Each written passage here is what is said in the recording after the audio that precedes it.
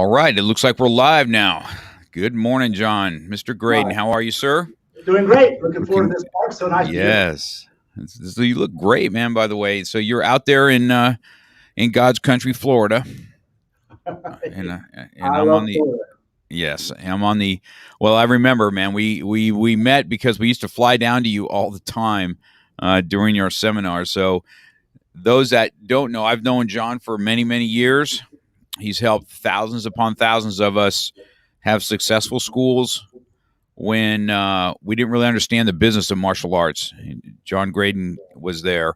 And so with no further ado, John, I want you to go ahead and introduce yourself and where you live and your family, and then we'll get into the meat and potatoes of what we're going to talk about. Sound good? Sure. Okay. Here's the quick timeline. I was a chubby, very shy kid. I grew up in a family that was loving, but it was violent. There was my father had a temper that I described as being a matchstick drenched in gasoline. He loved us dearly. He's so proud of his boys, but he did not have a foundation of how to teach children. So it became very much like he was raised. You know, you get Morse code as I got Morse code. Yeah, we got Morse code in those days. So, and kids were bullying me, and I was fat, and a girl jumped on my head and smashed it into the ground in second grade. So I had a silver tooth all the way up through high school, and then braces and all that stuff. So one day he took us to a movie called The Five Fingers of Death, which, if you may recall, was the first of the Kung Fu films back in 1974. And it was remember. A stinker of a film, but we'd never seen anything like that before. These guys were flying through the air, kicking each other. And we were taught, you never kick a guy in the groin. They didn't just kick it; they ripped it out. That's right. Yeah, and they fight 20 minutes long, and it was just insane. And at the end of the end of the movie, the hero turns to his hand. It starts to shake. It gets real red, and he smashes through a wall and grabs the guy by the throat, and he kills him with his 5 fingers of death. So I'm sitting in the Largo Theater going, oh man, I want that. And I didn't know who Bruce Lee was. I remember Kato from Green Hornet. And I remember Green Hornet, yeah. I always wanted to be Robin, never Batman. I'm Robin, sidekick, young kid. So next week I started calling karate schools, and most of them weren't there. The ones that talked to me were kind of abrupt, but one guy took the time to talk to me, Walt Bone. And I asked him in the news, the Yellow Pages ad, it's a 1972 kata champion. I said, what is this kata stuff?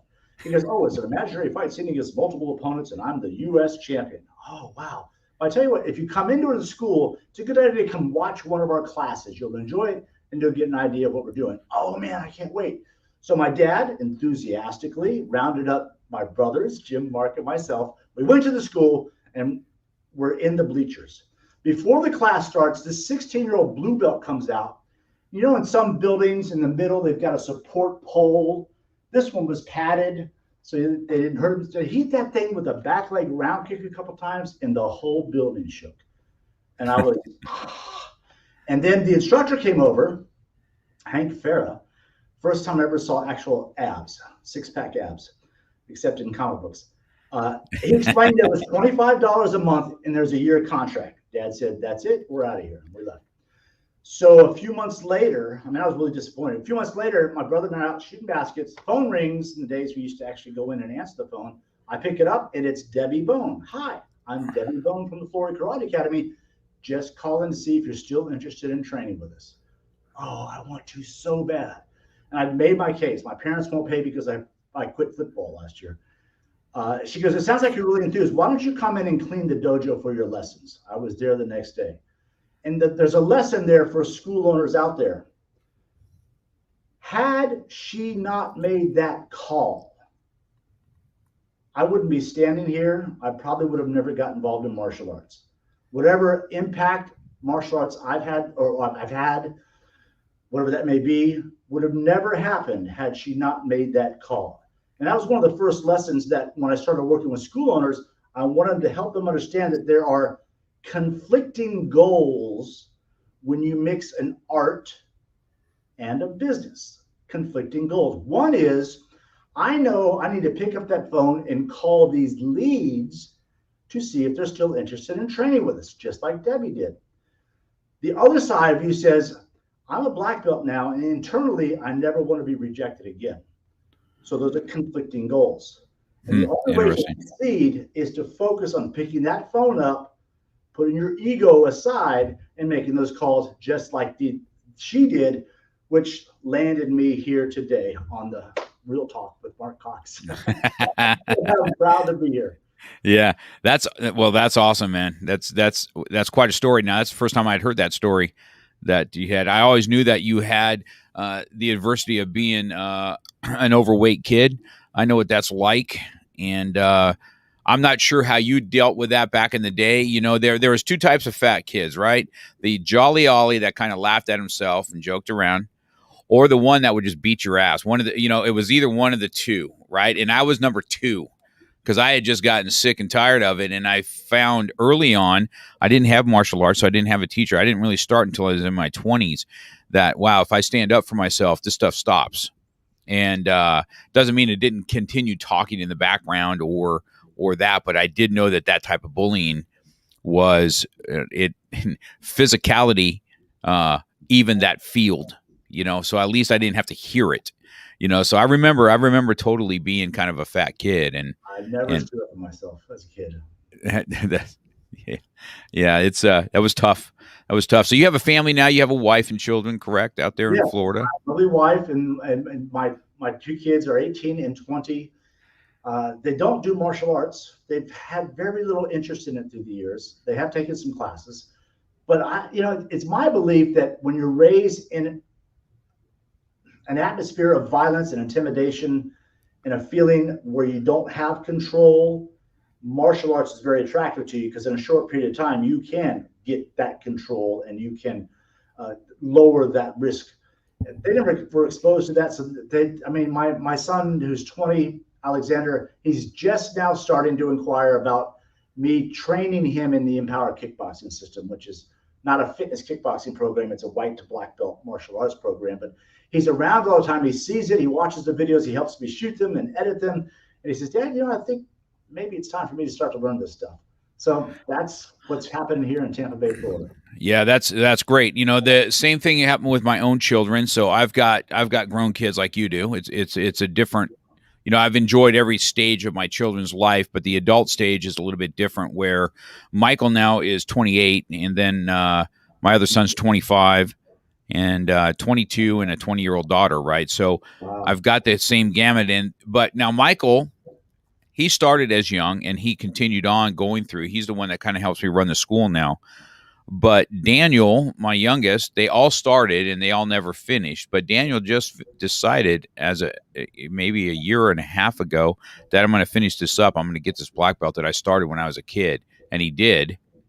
And now my other son saw that happen and goes, Dad, I think I need to finish what I started. And I said, that's the lesson that's learned. Now my daughter, not so much. You know what I mean? Yeah, two older brothers take care of her. Yeah. So it's just I understand that totally. What that looks like and stuff. So you got started in your martial arts, but you're really known. I'm not sure if people really know that you have a fighting background and that you fought in the ring. I think you did that with your brother. Is that correct? Yeah. In fact, shortly before he passed at Battle of Atlanta, Joe Lewis, we were at a meeting of all the black belts there. It was really almost kind of like a send-off for him, sort of say. But he, in front of the audience, he introduced me because I was making some kind of presentation, which I don't recall what it was. But he said, John, Jim, and Mark Graden are the only 3 world champion kickboxers that are siblings. I didn't know that. I thought that was fascinating. And my research shows that is indeed the case. So I was a WAKO World Champion and fighter, WAKO World Champion coach. My brother Jim, who is probably the foremost authority on the Joe Lewis system. Jim has been teaching it for 30 years for a living in his school with all ages. So he is the guy to go to for that. And Mark, who's one of the best kickers ever. Now, Mark is 6'5", Jim is 6'4". I was probably meant to be 5'8", but their uppercuts got me up to 5'10", because Jim in particular would kill me. Jim had the eye of the tiger. I never had that, and I regret that, because there was some times in the ring where it wasn't important at that moment for me, and now years later I'm thinking, what was I thinking? But anyway, yeah, we were enthusiastically training very hard. Walt Bone was my first instructor. He was a point guy. Right. Mm-hmm. And kata guy, big time kata guy. So kata was the focus of our training, and I was really good at kata. And then some interesting things happened. One, his wife left him. Remember Debbie Bones? She called me that day while playing basketball. She left Walt for reasons you could find out in my book, Blood and Guts Dojo. Okay. Then Joe Louis flew to town to help Walt recover in 1978 for about 6 to 8 months. Mm. So I remember on my first karate night driving to class, like Dad pulls in to get some gas. I said, Dad, do you mind getting this magazine? It was Professional Karate. On the back cover was that classic Joe Louis flying sidekick. And I saw that and I went, oh my goodness, that's a real superhero. That was the embodiment of everything I thought a martial artist could be. And then here it is 12 months later, and he's at the school teaching us. First thing he did is he lined us all up and sparred us. And I was a good brown belt. And I'm thinking Joe Louis, I thought, how can I kick him? He's defended against Superfoot Wallace's kicks. How can he trained with Bruce Lee. So we started sparring, and he punched me. And he goes, I hit you in the forehead so it wouldn't hurt so much. I said, he's picking parts of my face, did completely mind blown. So that was a trip. That was pretty cool. That first class that I described when I saw the magazine was in 1974. In 1984, fast forward, I'm teaching on my own in the community. I didn't have a school, but I was teaching at the junior college. I was teaching at Walt Bone's old school, but not as an employee, more as an independent contractor type thing, and a rec center. And Joe Louis moves to town. And Mike Anderson stays with Mike Anderson. Mike Anderson calls me and says, I want you to meet Joe Louis. So we go meet Joe Louis. And Mike says, I want you to sponsor a seminar for him so he can make some money. I never promoted anything like that before in my life. So I did a seminar. It was a big success. I handed Joe Louis, my hero, $2,000 and said, you talk too much when you teach. He goes, no one's ever critiqued my teaching before. I said, if I'm going to charge a difference between a spectator fee and a participant fee, there's got to be a difference in the experience other than just being closer to you talking. Right. Yeah. So he took me on as his personal training partner for the next decade. Unbelievable. And I think that really gained his respect quickly. I was very honest with him. So we had a wonderful relationship. Yeah. What's sad is he was, Benny Akitas and himself and all that were major players, Bill Wallace. And then when you talk about Joe Louis, unless you're a real student of the arts, some people don't. And I tell him, I said, you've got to go watch him fight. You got to go to Google him. And, I'm so glad that you're still out there to have his legacy at least continue carrying, what he was. But I mean, what was it like to be trained by somebody that's a world-class fighter? I mean, this guy was you're right about how he talked. He talked quite a bit, but that guy was a student of fighting, man. That guy understood fighting, angles, and mindset. That brings up a great point, Mark, and I really want to tune everybody in on this. I want you to think about your state of mind when you began training in the martial arts. Joe Louis was raised on a farm in Wilmington, North Carolina. He had 2 or 3 older brothers who were very rough and tumble. One ended up being a murderer and sent to prison. They were not the good kids in school. So Joe, as he came up as the youngest, was automatically one of the Louis kids. He was just immediately branded as being a bad kid. He told me that his father, who was a teacher, and his mother, I forget what she was.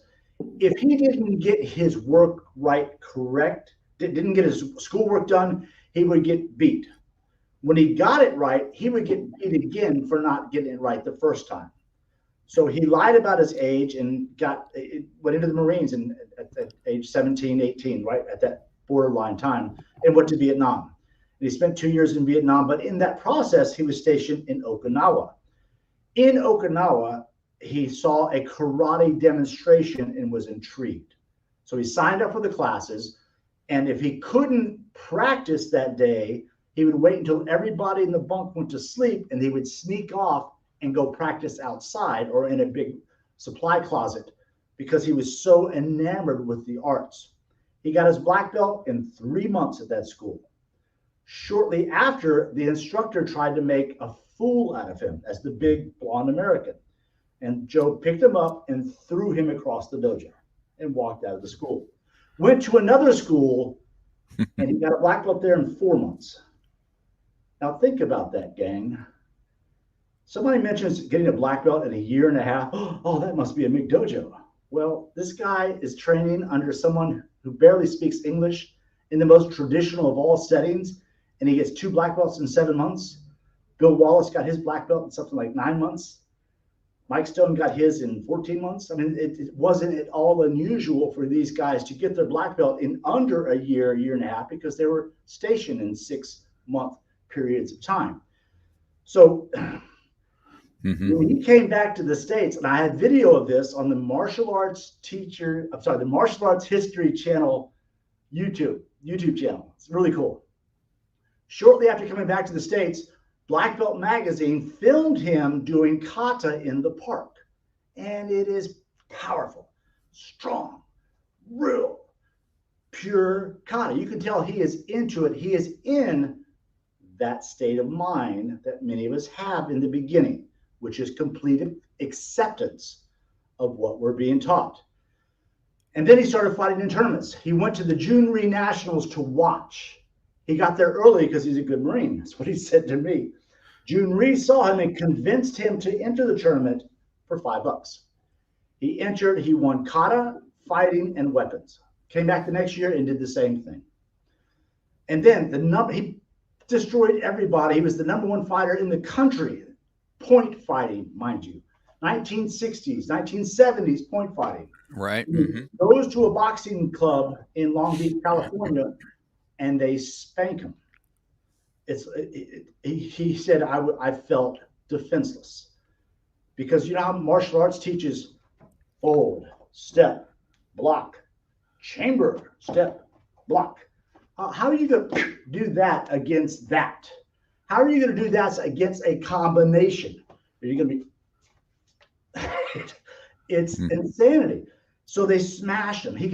They beat him to the point that, and this is Joe, he kept going back to learn. He realized at that point that this stuff has no place in sparring or self-defense. They would beat him to the point where if he had a TV show coming up like Merv Griffin or The Fall Guy, they would try to give him a black eye or bruise his nose so that they could say, oh, I did that to him, because he was that easy to hit. In the weakest area for traditional martial arts, and I know you're going to get upset maybe, is defense, the ability to actually block an onslaught of punches. So that's kind of his career path. He went from his intelligence, and this is a real key point, instructors out there, intellectual curiosity. Okay, I was taught in Okinawa, but this is how to block, and I was taught by a 10th degree master.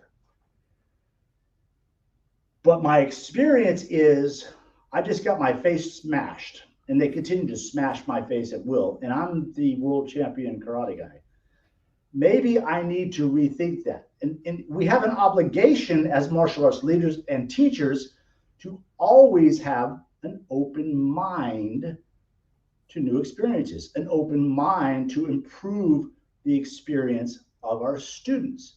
And if you are rigidly connected to this theoretical self-defense type motion, then you are doing a disservice to your students until you do the research. and make sure that this stuff makes sense. Because right now, as we're uncovering video of old films of the Japanese and Okinawan masters doing bunkai, it looks like that movie, Five Fingers of Death. Mm-hmm. Nothing makes sense at all. They hold punches out. Who holds a punch out?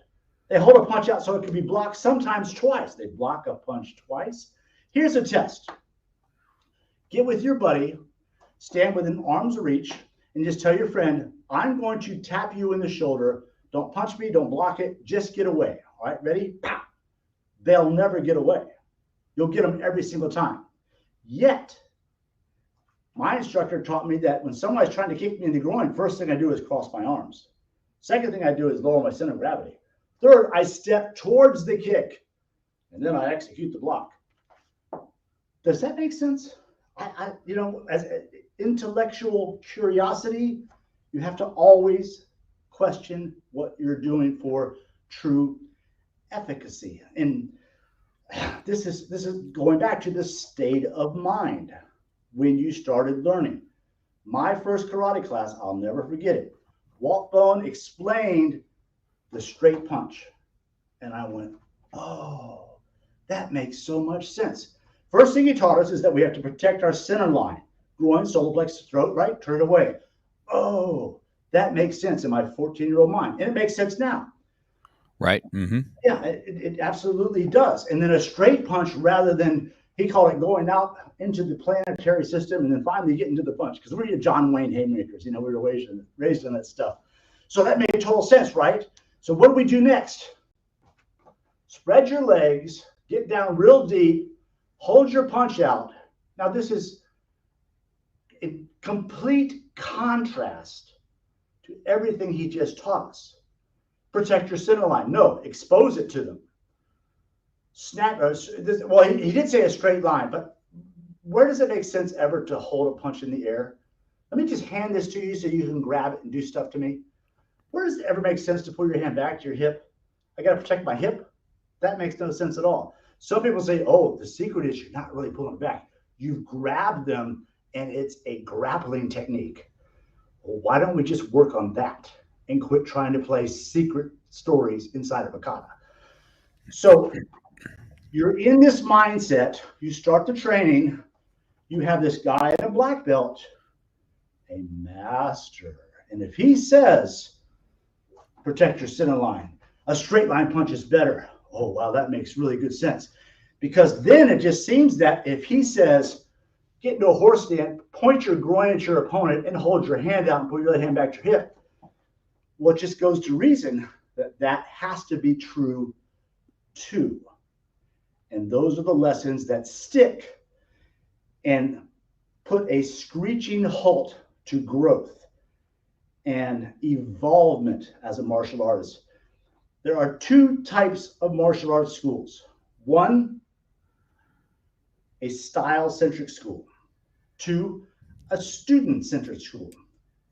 If you will fail a student for not doing a kata correctly, you're a style-focused school. The purpose of your school is to perpetuate that kata. That has nothing to do with the student.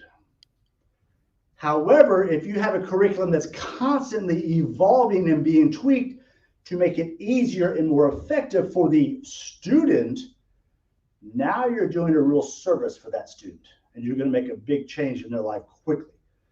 Because over here, when you question kata, you'll understand that later when you get to be black belt. That's the style. I'm perpetuating a style. It's by design meant to be frozen because your goal is to perpetuate the skills of that tradition. It's not meant to be evolved.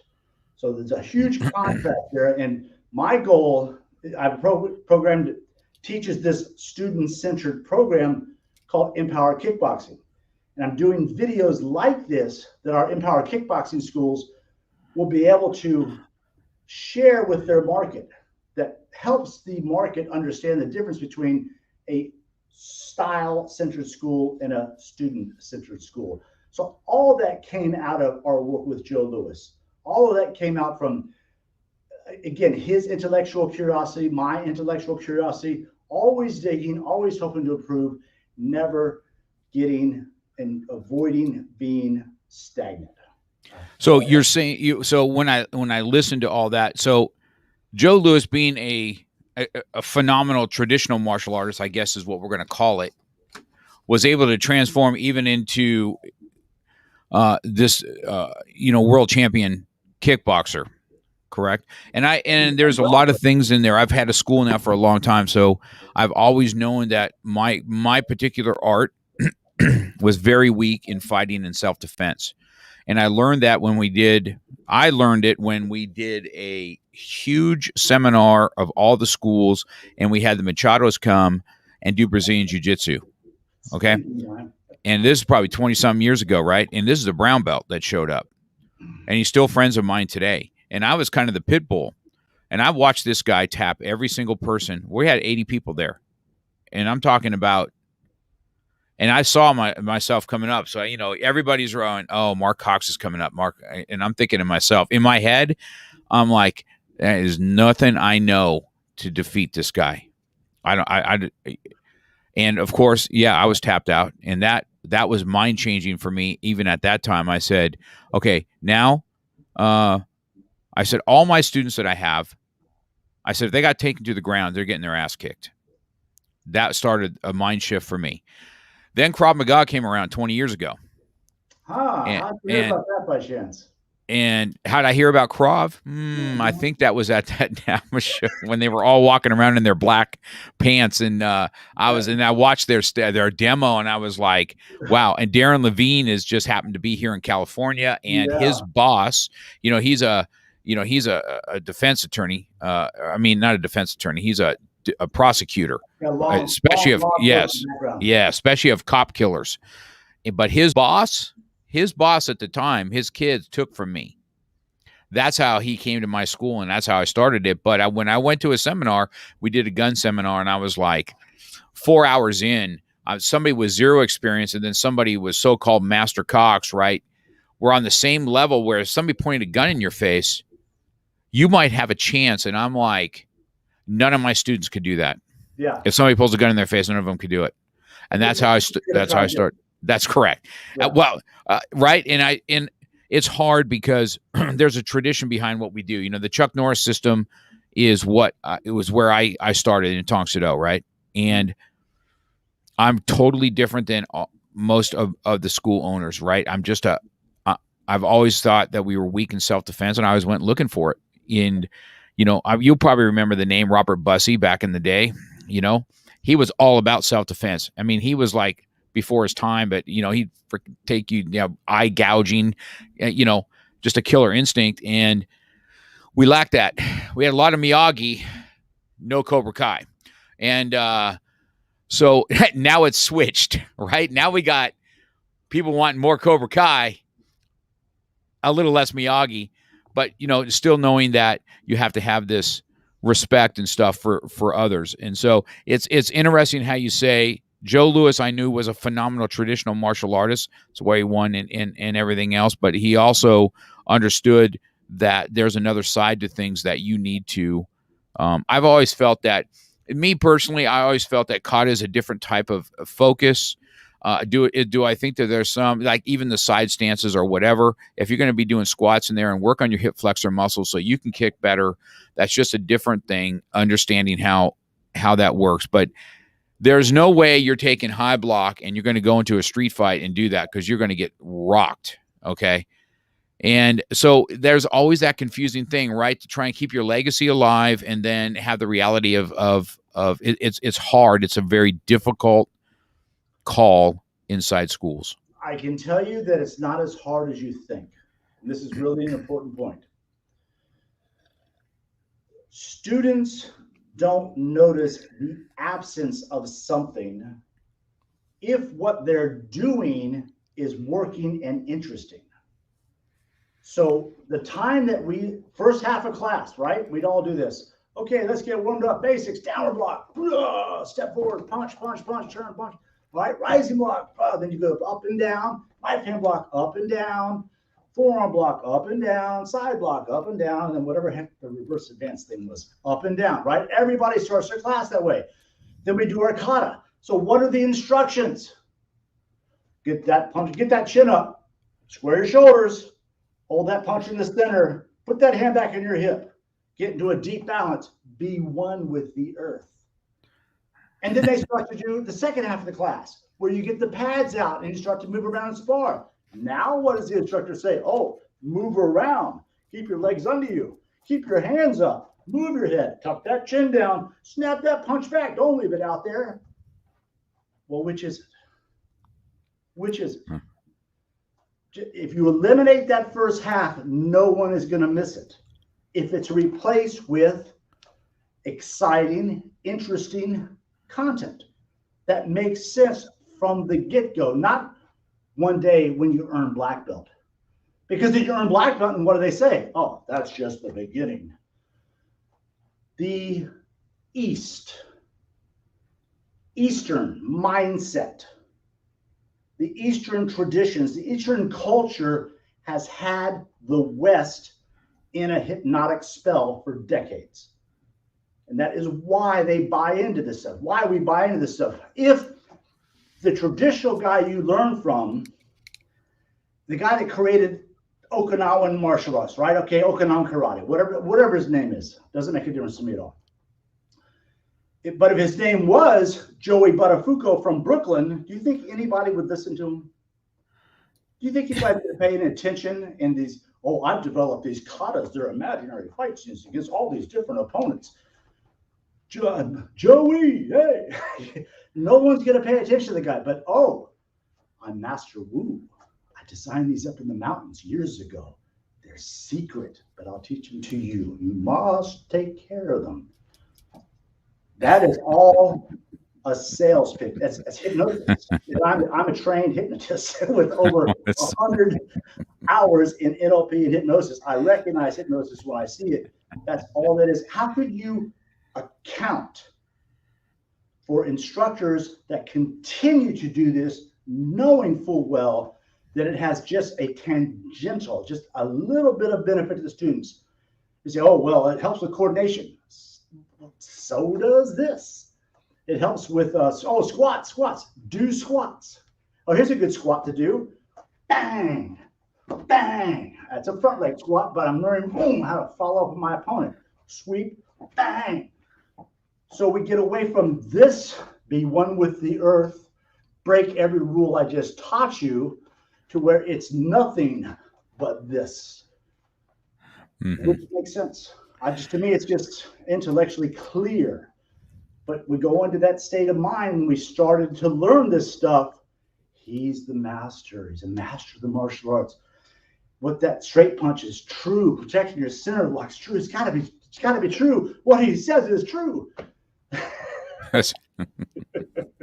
Yeah, I guess that's true. That is true. I'm a little passionate about this subject. Yes, I know. And trust me, it's a battle. It's a battle between guys that,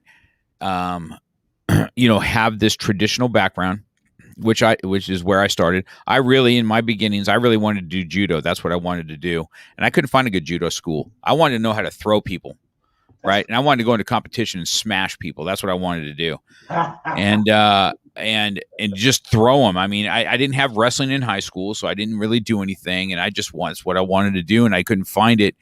My brother started this Tong Sado, and how he got me, believe it or not, is a self-defense technique. When he came home one day, I'm 8 years older than him, and I'm bigger than him, and he goes, I can get out of your bear hug, Mark, and I picked him up, and I squeezed him for all he had, and he bashed my head with this way, bloodied my nose, and I'm like, oh, that's not happening. And that was how I really started. And of course, we came up in a bit different. Sparring was a different era back in the early 80s. I just gotta ask you a question, quick question. Had he said, okay, kick me in the groin, would the same experience have happened? No. You might have just laughed at him and never joined. That's true. So, my instructors showed that. And then, back in those fighting days, man, it was no contact. I mean, you had to be kind of a tough dude to do sparring back in those days. And, we didn't really do a lot um, of that stuff. You know what I mean? And so trying to keep a legacy for my instructor. Why? Is I don't know. I just feel that that's my obligation as his highest ranking student. I don't know. That's just my your obligation is to your students. Yes. Well, my students now listen. Yeah, I instructor. Yes, I'm the different guy. Now, listen, I might keep some of his traditions alive, but I am a fighting school, and I always have been. And self-defense has always been on my forefront. I don't play in those arenas. I like to fight. I like to grapple. I like to do self-defense. That's why it was a great fit. Most everything we've done in Krav Maga has already been imported into what I do. I like the mindset of you look at me wrong and you touch me, I'm going to touch you back hard, and then still be able to have a responsibility to, like you said, like we'll talk about it at the end, the responsibility of what self-defense can and cannot happen to you once you decide to engage. Yeah. I think that I've done a lot of things with autistic children. I think that's where a lot of times repetitive stuff put stuff in their mind. I've done things with kids in wheelchairs where we tried to get them just to have some coordination to tap this, and it's been. So I think that there's definitely a debate that can happen, good or bad. And you always bring really good points to that forefront, and it's a battle. Trust me, it's a battle even within our little organization. Especially now, you got to remember most of my students all do teach Krav Maga now, also in their schools. So. And they like the fighting. Most of all my guys came to me for the fighting part of it. So I get what you're saying. So I don't know now when you started. So let's go to. So we went from here where you're talking about what you've done, but you were a super pioneer back in the day, John. When we first opened up a martial arts school, right? And we had no idea. We thought we did have the magic black belt, so you were just automatically going to do what we say. That's right. You bow, you pay homage when you step in the door, and I think that there's a place for respect, and especially for children today, because they don't even know how to say yes, sir. I like to just knock them upside their head half the time, but then it's like we can't keep our doors open because we're not making any money. So I'm cleaning pools. On the side, trying to teach this martial arts, and 6 months into me doing this, I'm like, okay, I've got a gift to teach, but I still got to do another job. Or the other thing, John, was, oh, you're going to charge us for that? Why would you charge? Like, there was a stigma as a martial arts instructor that we're supposed to just give back to everybody, and we're not really supposed to have a living doing what we do. Where doctors will save your life on the operating table, I'm going to save your life when somebody points a gun in your face, right? And without that, now we don't do high block with guns. Okay, I just saw one today that's doing it though. I was like, you got to be kidding me with this shit. So then all of a sudden, I was telling you right beforehand, we met you at this. Andrew Wood had this. I don't know if it was how to make 100. Was it? I can't remember. Right, how to make $100,000 a year in martial arts, but you had a small table, and you had something similar. But you see the difference between you and Andrew Wood back in those days. You were one of us. You see what I'm saying? You weren't just a paper pusher. You're not just a marketing guru. You were a fighter. This is what intrigued most of us. Okay, was like more trophies in kata than I did fighting. So, right, but you're still one of us. Then. Fighting Joe Louis, you had martial artist, a black belt, not this. I don't know. You know what I'm talking about. When Andrew used to have things, he would be in this brand new white uniform with a black belt that looks like a boat. I'm like, oh my God, come on with this. And you just happen to have that, and then you created NATMA, National Association for Professional Martial Artists. We were never called professional. Tell me what made you decide to do that, and where you decided to be the pioneer to help students, studio owners go. Where did that come from?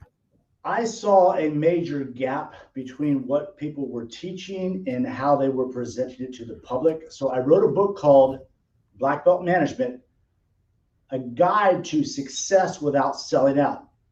What about that title is the most important part? Guide to Success Without Selling Out. Because I know martial artists, and they, much like any other artistic community, are the starving artist mentality. Oh, I sacrifice my paintings.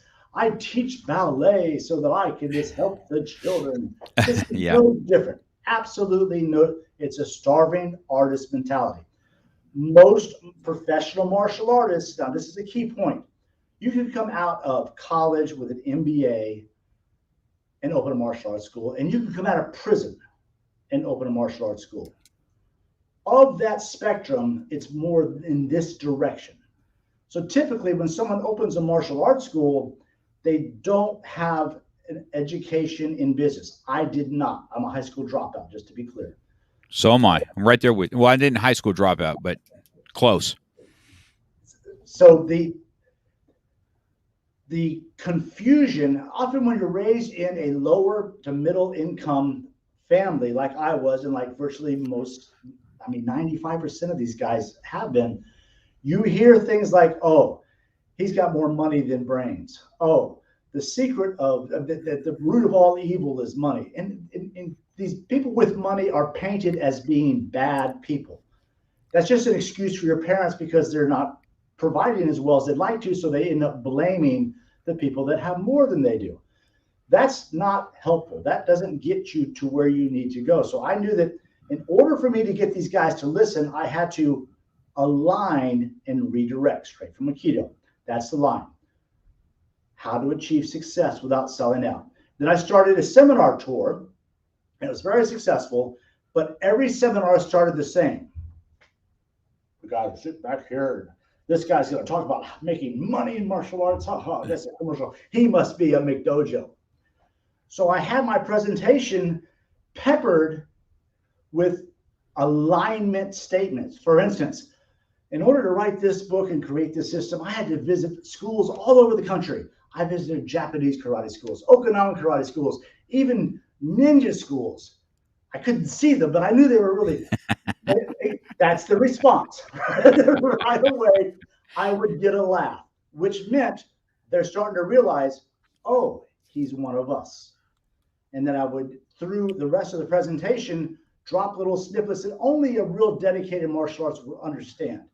So that was the key. It was not to kind of embarrass them into it. I would say that, like, to a degree, we've seen before where the guy's got the Ferrari and he's showing how rich he is, and he kind of embarrasses people into going to his seminars. I came from a point of being, I love this stuff. I want more people to do it, and I want you to be paid well in order to teach it. So then at one of these gigs, there was a company called Independent Funding Company in Texas. Larry Doak and Rick Bell, great guys. Remember them well. Yeah, they really helped me tremendously. I was at one of these seminars hosted by the IFC in Las Vegas, 300 people there. At the end of it, Larry Doak, the owner, calls me to the stage. He walks up to me with a box of business cards, pulls one out. It says, John Graden, President, National Association of Professional Martial Arts. He goes, John, you're the only person that can do this. That was it. That was the beginning. That was the genesis of NAPMA. The following week, I recruited a really good art director. So our ads and our newsletters were better than anything everybody's seen before. I put together a video with 3 20-minute segments, one on teaching, one on management, one on marketing. You had a pre-designed newsletter in there, and then just information on how to grow your school. $99 a month. I sent out 750 free to schools through IFC. 150 joined the following week. And within a few years, I had 2,200 members, and I was hosting a massive conference every year here in Florida. That's where I introduced Krav Maga to the world. In fact, was in Clearwater Beach at one of these. That you exactly, that is 100%. You did a lot of things what you introduced back there. You really bring back some old names, Larry Doak, Rick Bell, and they were pivotal And we did just what you said. We waited for checks. We let people stop. They did the first, independent funding company was the first time that it called Easy Pay back in the day. Oh, right. I forgot about that. Right. And they're the ones that taught us how to do it, but we had to wait 30 days for our money. It was so new. Right. So how that all worked. And Larry Doak and Rick Bell, matter of fact, when I went and saw them one time, they picked me up in a plane. They had their own plane, right? And I'm thinking they're taking me to Sherman, Texas. I'm doing a braking thing for them. And there's this jet and this little puddle jumper. And I'm like, it's got to be the jet. No, it wasn't. It was a little puddle jumper. And I was like, oh, my God. And I remember, so I was one of your recipients, right? And so were all my school guys that did it underneath you, this $99. And because of you, John, you're right. We went to Clearwater every year for your conferences and listened to where all this started. And we used to, I used to buy a table, and one year we were doing banners for everybody. This is how we paid to go to the conference. I would buy a table and sell weapons and banners and make them right then and there so that we could fly and be there. I don't know if you know that about me. That's why every year I bought a table. It wasn't about making money. It was about paying for that conference so that we can sit in that conference, and Bo and I would go. And that's how I did it. And that's how I met all these people. And then that's where we saw also, oh gosh, I can't remember his name, but he came up with a very easy website. Remember, you were the one that launched him too, to have a professional martial artist website that was super. What's that? Hirsch Sandu. Yes, and something. Yes, web something. Yes, and it was awesome, right? And so he was like, that was monumental, where somebody like me that had nothing, it was so set up that you can pick what template you want, boom, and all of a sudden you have a professional looking martial artist website that you've never seen. And it was something like $49 for the month or something just right. You launched that. That was launched at NATMA at Clearwater. You brought Krav Maga in. I remember those guys. I remember them all walking with black. Then when you watched them freaking do their thing, you're like, this is something like way new. And of course, back in the day, most traditional guys too were like, oh, that's a bunch of fluff. That's a bunch of bullshit. You know what I mean? I remember that too, because I was one of those guys until I went, because you didn't want to be heard that your stuff is sucks and it's not going to work against real attacks. You didn't want to hear that. And until I went to the seminar and I found out myself, I'm like, hey, these guys are for real. Matter of fact, when Krav Maga came in, the way they practiced, the intensity, I said, if you're not going to adopt the intensity of what they do into your traditional classes, because it's going to turn a corner for sure. So you started this NATMA thing, and we were there, John, for years and years. As a matter of fact, we used to go, there's a certain hotel, a Roach Hotel, that we would stay at. We would go to Walmart right next door, grab a TV so we can have something for the booth that weekend, and then bring it back to Walmart to get our money back right before we left on an airplane. This is what we used to do, because we were so wanted to be there, but we only had so much money. So we had money. And then, having to fly the plotter out there and do signs. I did magnetic signs for people's cars. This is all self-taught. I was able to self-teach myself, all that kind of stuff right there. And that's how we went to Clearwater every single year. And great venue. Clearwater Beach is beautiful. Yeah. And it was fun. It was fun going down there. And so, you and I remember people that's on here now, guys, you guys may not remember, but we had, this is one of my students that's saying, Frankie Bay said in the 80s, Rick Bell had an awesome studio in his hometown. He was from Texas too. Yeah. That he was an awesome kickboxer too. Rick Bell was a cool dude. Yeah, he still is. Hopefully both those boys are still with us. But, so anyway, this NATMA thing came, and we used to get a box every month, right? From the post office. NATMA, there'd be DVDs. As a matter of fact, we had so much of that up in my attic from all your NATMA times. And I said, look at this stuff. This is a museum of what we had. Nothing like this. All this work was done and all we did is plug in our names, right? And then do things that way. And then Terry Brumley, who is my real mentor, R.I.P.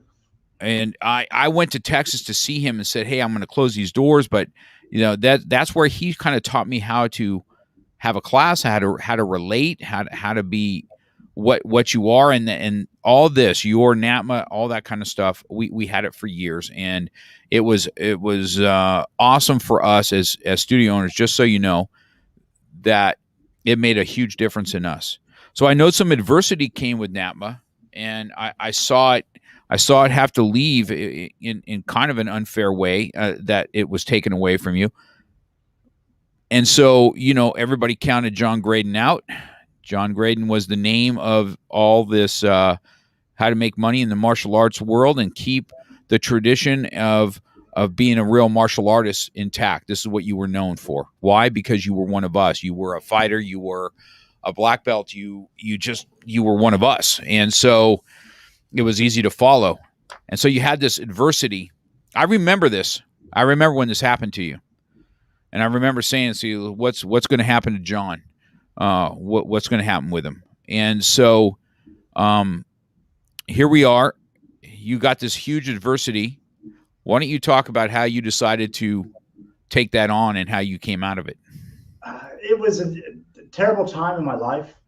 What had happened was that one of the employees that I hired designed a flyer. My last words to him about it, just don't get us sued. That was the only comment. And Century Martial Arts ended up finding something that they disagreed with in the ad or whatever it was, a flyer, and they sued us. And one of the techniques that they did, it was really disruptive in many different ways.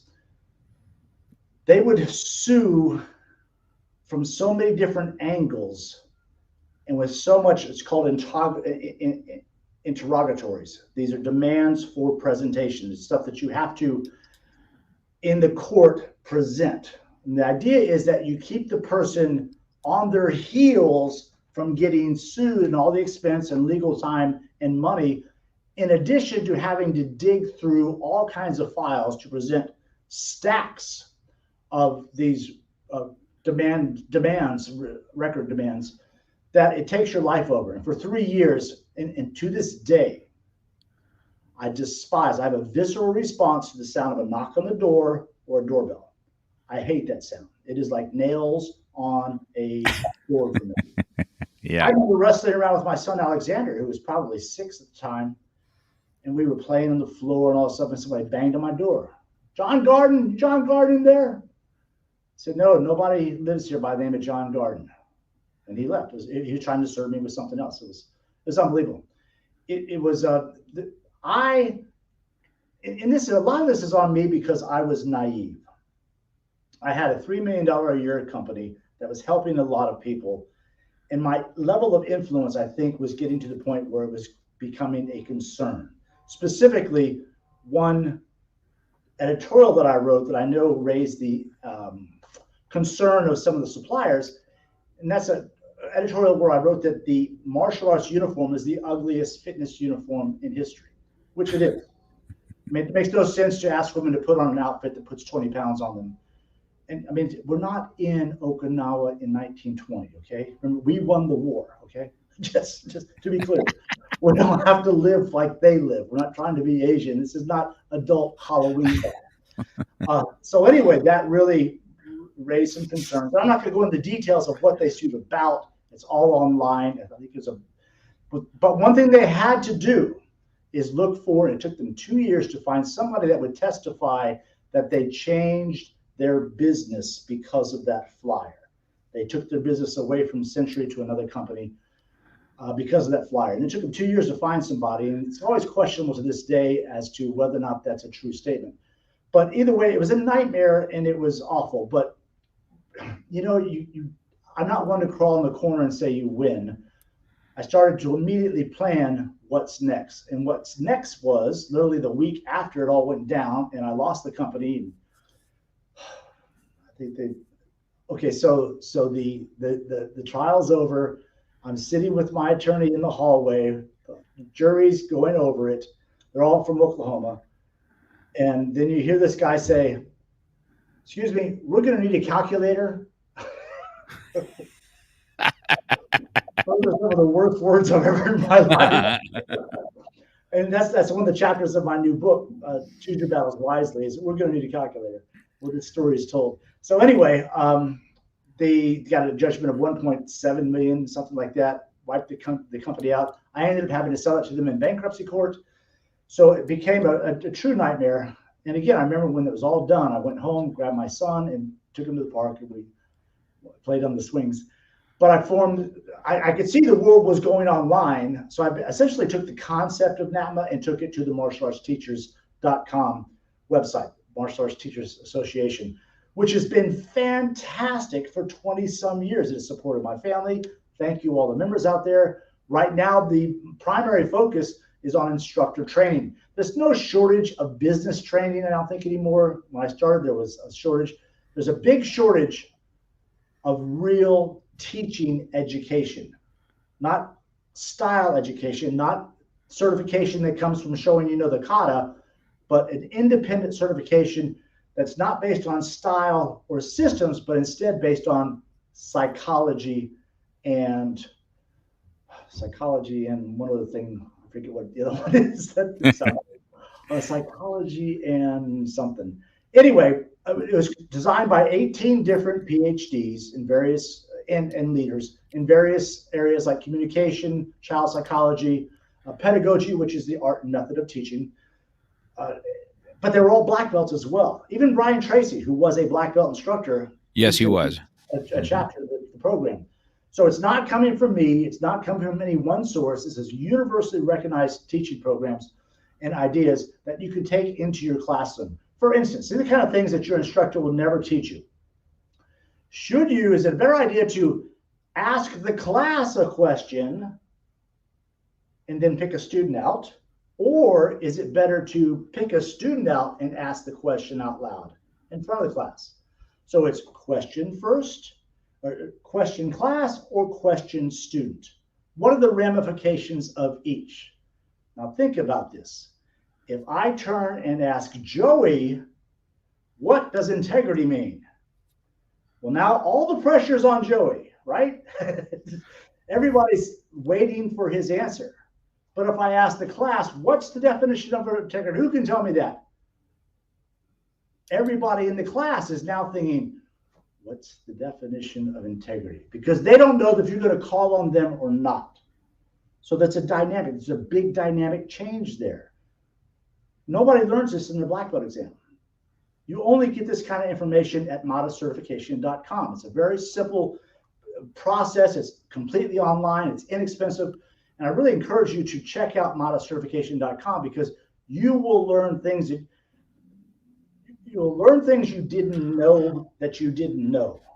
You'll find basically you'll learn what you didn't know that you didn't know. So let me put that down again. What's it called? MATA certification, MATA certification.com. And it is a 100% online course. We have people enrolling every week, and the praise is through the roof. Yes. So I put that out there so everybody can see that now. Okay. So I got MATAcertification.com. Okay. So that's great. That's funny. As long as I've been with you, how did I not go and see that? I had to have seen that. I'll look back on my notes here after we get done. So this is MATA certification is something that you've put together to help teachers become better teachers, correct? There is no universal standard for teaching. Typically, people come up in their style, they learn the techniques of the style, and then they mimic their instructor for years until they develop their own voice. I have a chapter on that in The Truth About the Martial Arts Business called Finding Your Own Voice. But I had this concept back in 1995 when I still had NATMA, and I called it at that time the ACMA, the American Council on Martial Arts. John Corcoran helped me put the whole thing together. It was so successful. Joe Lewis, Bill Wallace, June Reed all flew to Dallas, Texas to take the first course without me paying them to do so. Chuck Norris then came to the course and talked to the class, endorsing the program, how great a program this is, a great idea this is. And we were at the Cooper Institute of Aerobic Training, which is one of the premier medical science study facilities in the world in Dallas, Texas. Dr. Kenneth Cooper is the man who coined the term aerobics. He is the personal doctor to the Bush family and many big time celebrity type patients. But they were so impressed by the course that they offered it through their catalog, and I would fly to Texas and teach this every 4 or 5 months or so. So it was a massive hit, and it was a victim to the century thing for a while until I was able to resurrect it as the model certification program. Yeah, that's a great story. So when you have one quick story that's funny. My instructor that I have at Simi Valley now that helps kind of run that school. When he first saw, I have this old cardio kickboxing certification. Cardio karate. That cardio karate. My brother you did something in Long Beach or something to that effect. There was 10 million people at this thing, okay? And he's like, wait a minute. He goes, I have that same certificate. And I said, no. And he goes, I do. I was at that Long Beach thing. I said, what a small world. So he did that same. I mean, we were back in the day, I don't know if it was before or after Billy Blanks that we're doing cardio karate. I mean, we had that thing hopping at one time. That's just another thing that you had that you had started, and you'd just been a pioneer for so many things. And now we talked briefly a little bit before we got on air together, and we talked about what we've learned in life as we've gotten to be older martial artists. And so I think that's going to take us into our last segment that we'll talk about here is your book that you have coming out. Let's talk about what that's going to look like and what that's going to entail, what you've learned after all your years here. I am taking 45 plus years of martial arts training. I'm 60 years old. I started on February 12th, 1974. I knew from that first night I was going to do this for the rest of my life. Thank goodness I've had such a wonderful career, and I'm here with you right now. It's fantastic. So I knew I was going to do this. So through the years, and I explained the century thing, and I was, like I said, I was so naive. I couldn't believe that one martial artist would actually do this to another martial artist, that you couldn't work things out. They just had to come in with the big bombs, in World War II. And it just said, I was Pearl Harbor. And it could have all been avoided. I couldn't believe that. But that there were a lot of lessons there. And there are a lot of lessons in being a high school dropout, leading the martial arts into the modern era with business ideas and strategies, combining that with what happens in the classroom. So there's a synergy there. I've lived a wonderful life. It's been so full. And I know I'm not a psychiatrist, but I want to bring the perspective of a veteran martial artist who's had an unusually blessed life and career. I want to share what I've learned through this book, and it's called Choose Your Battles Wisely. And there'll be a podcast attached to it as well. And I've got really good guests already lined up on that podcast. The first guy that jumped in was Mike Stone, veteran martial arts guy who awesome guy. I've worked out with Mike Stone. Yeah, he's a great guy. He was a motivational speaker for a long time. He's uniquely successful in his own right. But it's not martial arts based. It's just that's going to kind of be the framework that I see the world through, and I can't help it when I share it in these various chapters. And chapter 1, you don't see dirt. So this opens up. I'm 15 years old. This girl from art class was going to come over after school just to visit. I never hosted or spent time talking to a girl before. I was chubby. I had a silver tooth. So I sprinted around the house, emptying my parents' overflowing ashtrays, trying to clean the house up. I even washed the front door. And she came over, and I have no memory of what happened. There was nothing romantic by any stretch. So fast forward 7, 8 years, I'm an adult. I'm living with this girl in St. Pete. And she says to me one day, "You don't see dirt." I said, what do you mean? You don't see dirt. And then I immediately thought of this. On the day that I washed the front door at my house, my parents came home and thanked me for painting the front door. It was originally a bright blue, but over time it just got dirtier and dirtier to the point where when I just cleaned it, it looked like it had been painted. So I didn't see dirt. And had that girlfriend of mine that I was living with 10 years later been in the house at the same time, she would have pointed that out. So that door is filthy. And the point of that story is not that I had, two girls in the room at the same time. It was that the book and my work now is to try and help people, particularly young people, see the dirt in their life. They're driving down the highway and their windshield is covered in dirt and mud and they can't really see through it. It makes it hard to see where they're going. And my job is to help them see the dirt, cleanse the dirt from their life so they have a clearer picture moving forward, because clarity is key. Yeah, that's going to be awesome. I'm looking real forward to that, John. I